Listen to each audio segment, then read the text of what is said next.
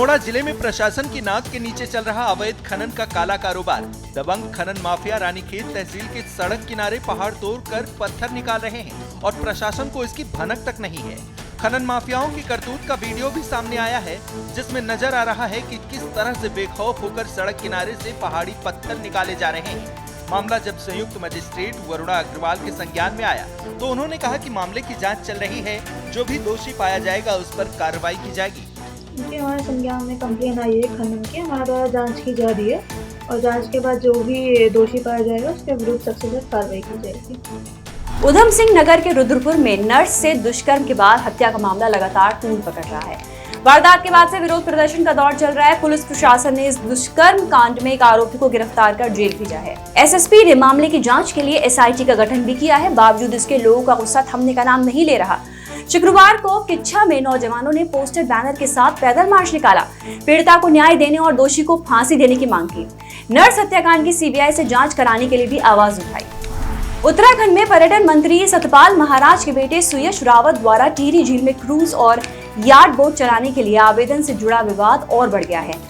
कांग्रेस मंत्री सतपाल महाराज पर बेटे को फायदा पहुंचाने का आरोप लगाते हुए धामी सरकार पर तीखे हमले बोल रही है। कांग्रेस कह रही है कि बीजेपी के अंदर भाई भतीजावाद किस हद तक हावी है, उसका नया सबूत मिल गया है। कांग्रेस के आरोपों पर बीजेपी भी खुलकर जवाब दे रही है। जैसे ब्लॉक प्रमुख बनते हैं तो कहते हैं उनके परिवार का आदमी कोई ब्लॉक में काम नहीं करेगा, और जो है कि नगर पालिका या नगर निगम के चेयरमैन बनते हैं तो कहते हैं उनके परिवार का या रिश्तेदार परिवार का व्यक्ति काम नहीं करेगा। तो ये बात मंत्रियों के लिए क्यों नहीं? अगर मंत्री जिस विभाग का मंत्री है उसके परिवार के व्यक्ति को उस विभाग में काम करने का अधिकार नहीं होना चाहिए। अगर ये नियमावली है तो उसके खिलाफ में जो है कि ये बड़ा भ्रष्टाचार है। अगर नियम नहीं है तो इसे लाया जाना चाहिए। जब से प्रदेश में भारतीय जनता पार्टी की सरकार बैठी है तो इनके ही परिवार के लोग, इनके ही रिश्तेदार के लोग विभिन्न पदों में नियुक्त हो रहे हैं या उनको ठेके मिल रहे हैं। और ये सबसे बड़ा गंभीर विषय है कि एक मंत्री के बेटे को अगर टेंडर मिल रहा है तो इससे बड़ा भ्रष्टाचार और क्या हो सकता है। ये सबसे बड़ा दुखद विषय है। एक पक्ष ये कहता है कि उत्तराखंड के अंदर जो बड़े टेंडर्स हैं, बड़े जो इन्वेस्टमेंट के विषय हैं, उनको उत्तराखंड के बाहर के लोग उसमें अपने आप आगे करें। एक पक्ष कहता है कि उत्तराखंड के अंदर ऐसे भी अनेक उद्यमी हैं जो उन सब गाइडलाइन को फॉलो करते हैं। तो अगर जो गाइडलाइन को फॉलो करते हैं आवेदन वही कर सकते हैं। उसको किसी का पुत्र आ जाए, इसको कम से कम संशय की दृष्टि नहीं देखना चाहिए। ये ठीक है कि टेंडर की प्रक्रिया वो निष्पक्ष हो, इस बात की सरकार चिंता करती है। तब ये विषय कोई विषय मीडिया के माध्यम से आता है तो उसमें और गहराई।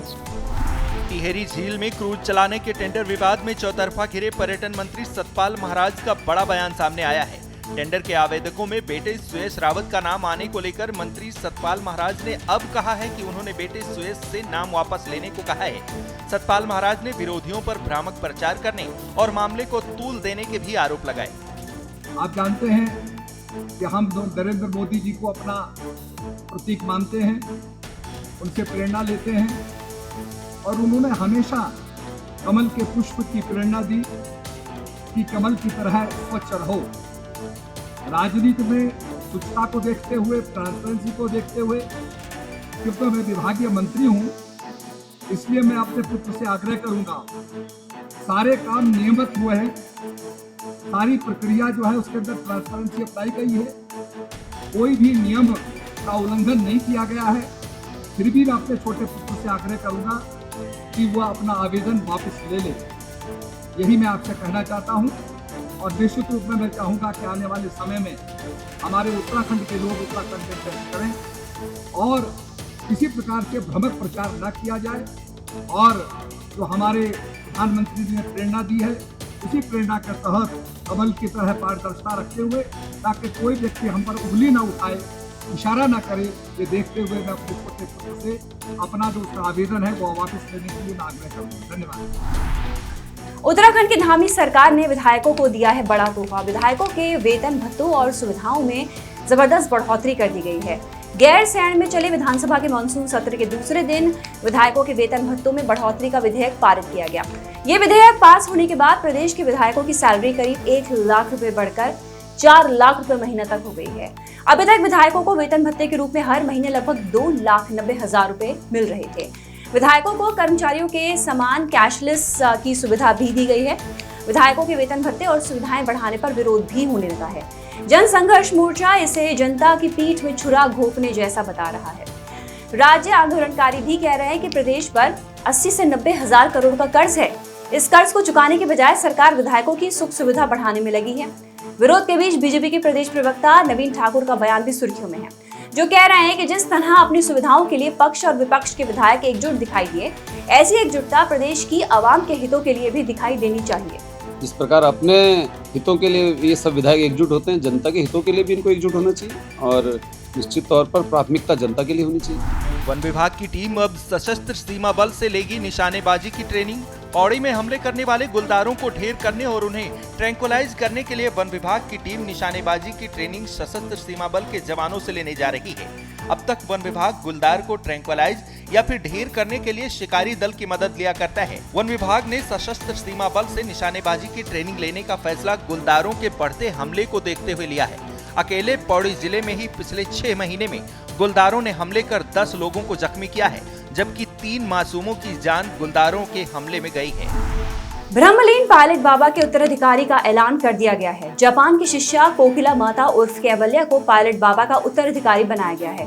पायलट बाबा की शिष्या योग माता साध्वी कोकिला का असली इनाम केको आईकावा है। शुक्रवार को आयोजित सभा में जूना अखाड़े के महंत और संतों ने कैवल्या देवी को बाबा का उत्तराधिकारी घोषित किया है। इसके साथ ही उन्हें पायलट बाबा आश्रम ट्रस्ट का अध्यक्ष बनाया गया है, जबकि 2 अन्य शिष्याओं महामंडलेश्वर साध्वी चेतनानंद गिरी और साध्वी श्रद्धा गिरी को ट्रस्ट का महामंत्री नियुक्त किया गया है। आज जो बैठक हुई बकायदे मतलब जो है कल से चल रही थी, उसमें जोग माता जापान के हैं, केवलानंद गिरी उनका नाम है। पायलट बाबा ने उनको जोग माता के कहकर हमको पुकारा था, इसलिए मैं आपसे बोल रहा हूँ कि जोग माता है, अनेक प्रकार की समाधि लगाते हैं, अनेक प्रकार के साधक हैं। तो वो जापान वालों को अध्यक्ष पद पे आसीन किया गया। उनके साथ 2 माताएं हैं, एक का नाम श्रद्धा, एक का नाम चेतना, जो महामंत्री मंत्री पद पे काम करेंगे।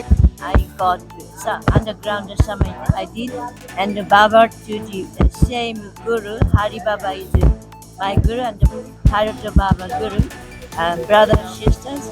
Baba is great soul. Baba become Mahasamadhi. The people lost something, but Baba is always with us. Or great work he done. He want to world peace, people love and full of love. Shri पंचदश नाम जूना अखाड़े के महामंडलेश्वर महायोगी pilot बाबा का मंगलवार को मुंबई के अस्पताल में निधन हो गया था। बाबा को गुरुवार को हरिद्वार के कनखल के आश्रम में महासमाधि दी गई थी। पायलट बाबा अकूत संपत्ति के मालिक थे। उनके सबसे ज्यादा अनुयायी रूस, यूक्रेन और जापान में हैं। केदार घाटी में भारी बारिश ने फिर तबाही मचाई है। लगातार हो रही मूसलाधार बारिश से केदार घाटी में कई जगहों पर भारी लैंडस्लाइड हुआ है। गुरुवार देर रात फाटा हेलीपैड के पास पहाड़ी नदी से आए मलबे में दबकर 4 नेपाली लोगों की मौत हो गई। चारों के शव रेस्क्यू टीमों ने निकाल लिए हैं। आपदा प्रभावित इलाकों में एसडीआरएफ और डीडीआरएफ की टीमें लगातार रेस्क्यू अभियान चला रही हैं। बद्रीनाथ नेशनल हाईवे पर नंदप्रयाग, छिनका, गुलाबकोटी, पागल नाला और कंचन नाला के पास भी मलबा आने से रास्ता बाधित हुआ है। चमोली जिले में भी भारी बारिश हो रही है, जिससे लोगों के लिए मुसीबतें बढ़ रही हैं। देवाल विकास खंड के हरनी गांव को जोड़ने वाला पैदल पुल भी बरसाती नाले के उफान पर आने की वजह से बह रहा है। वहीं थराली में सरस्वती शिशु मंदिर और बेतालेश्वर मंदिर में मलबा घुसने से मुश्किलें बढ़ गई हैं। जोशीमठ में भी कई घरों में पानी घुसने की खबर है। टिहरी जिले में फिर बादल फटा। बूढ़ा केदार क्षेत्र के गेवाली गांव में बादल फटने से हाई स्कूल का भवन क्षतिग्रस्त हो गया। कई हेक्टेयर जमीन, पीने के पानी की लाइन और बिजली की लाइन भी क्षतिग्रस्त हो गई है। टिहरी प्रशासन आपदा प्रभावित लोगों को मदद मुहैया करवा रहा है।